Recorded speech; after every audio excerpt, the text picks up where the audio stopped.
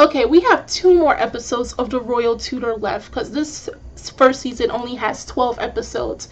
And it's not enough, especially when we got a little more insight on Heine's character. And if you saw the preview for next week's episode, you know this series needs a second season.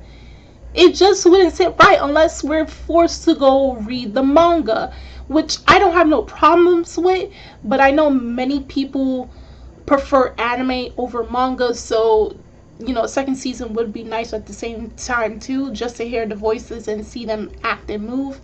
But remember back in last week's episode with the whole newspaper fiasco and how Kai tried to talk things out with Ralph, who was also involved with the incident that happened at the military academy. And of course, things went down. We saw another side of Heine that we never thought we would have seen. Him being a capable fighter.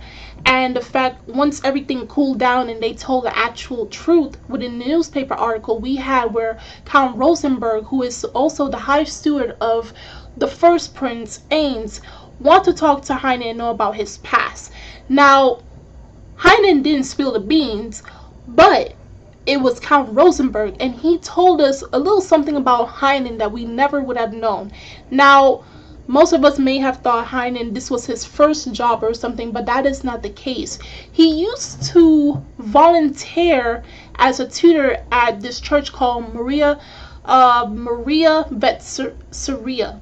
So he used to tutor there for the children, and even though he was not paid with money wise, he was paid with meals after he has done tutoring the children there. And he has received gifts and such from the students and how they loved him because of how he taught them. So we can see where that same professionalism and that same spirit of him teaching children has carried him to the royal palace, and we see the same effect on how the princes treat Heine, as well as we see where versus the first episode till now we saw major character growth of all the 4 princes. As we know, for Leonhard, with him in academics, now he wants to study. Remember, back in the first couple of episodes, he did not want to do anything with academics and he hated studying. If you even mention the word, he wants to run away. But now he's willingly doing it on his own. With Bruno, he's actually trying to break down his hardened exterior and try to understand people in order to become a better king, even starting with the youngest of people, the children, with his little sister and her friends. And of course we have where Lich has become more open to the public with him working in the cafe under the supervision of Heine, and with Kai, him being able to speak to the staff at the palace and is able to communicate with people when before he wasn't able to because he feared that they would fear him back. So we saw a huge character growth within this episode, and if you take this and compare it to the first few episodes, you see the big difference. Of course, this episode was kind of light despite the very first few minutes and then the very last few minutes or seconds actually of this week's episode. So the princes actually for the first time went into Heine's room, which they never did, and all this time us as the viewers, every time we see Heine's room, it always looked tidy, but this time it's actually a big mess, and the princes decide to go and help him out for everything he has done. This was just a little token for him, and they decide to help clean up his room and put it back into order. But of course we have where Leonhard heard when Rosenberg and Heine spoke and how he used to work at the church and everything. So for right now, the princes are speaking amongst each other and they want to know more about Heine. Of course, Heine is not going to say anything because remember, if anyhow his past is revealed, he possibly may leave or something else may happen. Now it came to the very ending of the episode where the princes saw the newspaper article, the same article that, correct the falsehood of what happened at the military academy. And it also was stating how a villain, a criminal, has entered into the palace.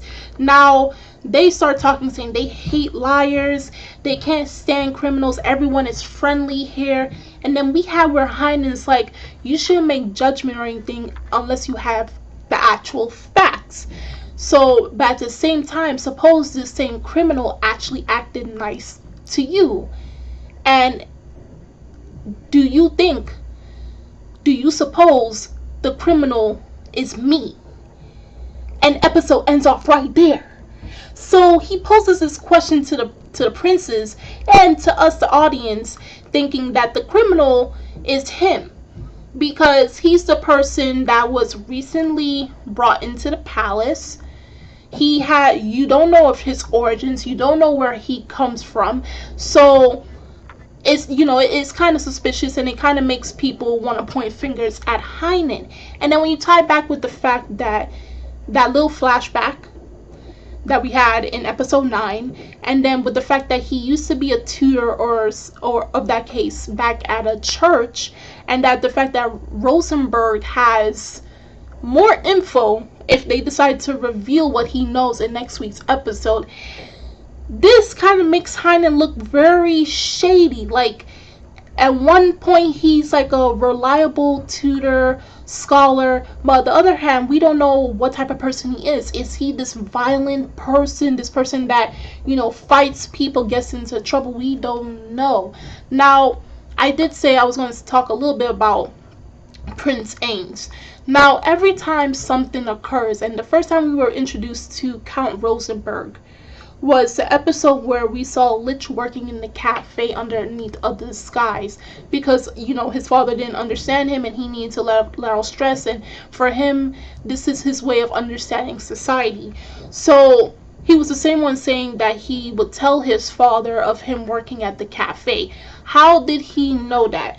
Now, when you think about it, they talk about Prince Ains as this person who has, great academics. He's excellent from the military academy. He is number one for being king. He is the number one successor towards the throne.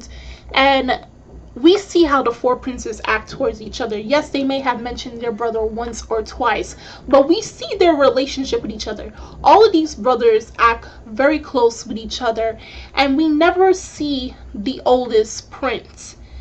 And most would think that Kai is, the real big brother. Yes, he is. He's the second oldest, but he's, the person who's closest to the throne, and he's the ideal big brother. And we never see the oldest one. Now, the fact that Count Rosenberg is his steward, now I could be wrong, but suspicions, my gut instinct is telling me that he's telling Count Rosenberg to spy on his brothers and to sabotage them from actually going to the throne, for them being potential kings of their country. So anytime something looks like it's going good for them, he makes it that Rosenberg somehow intervenes into that and make it that they look bad by the public eye. Of course, he nearly spilled the beans that Lich was working at a cafe as a waiter, right? He persuaded Professor Dimitri into taking Bruno away to become a scholar because he had zero chances of succeeding to the throne because he is the third prince.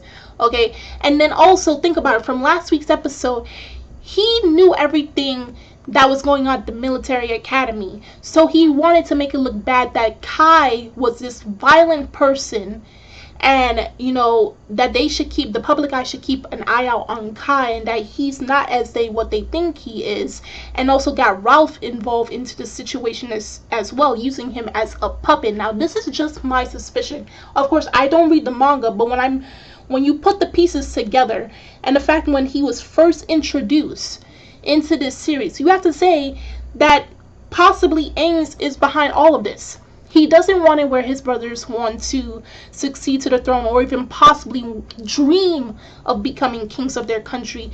Now, the fact that Heine has come into the story and is now persuading the younger princes, helping them, growing them to become future kings, he's now trying to exploit Heine's past and dig up any dirt on him to make him leave the palace, and in that way the princess will say, I don't want to be a prince anymore because, say, Heine is no longer here. I believe that Prince Heine is not as great as the brothers make him out to be. It's not this amazing person who's going to become future king, who's looking out for the people. Because if he's potentially trying to sabotage his younger brothers,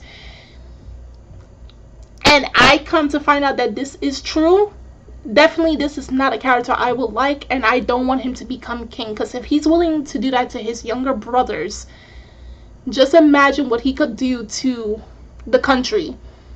And he's supposed to take over after his father, who has worked hard and is a kind, humble man. So that's just my guess on Prince Ains. I could be wrong. But I'm just trying to connect the dots, and I cannot wait for next week's episode because they do reveal something of Heine's past.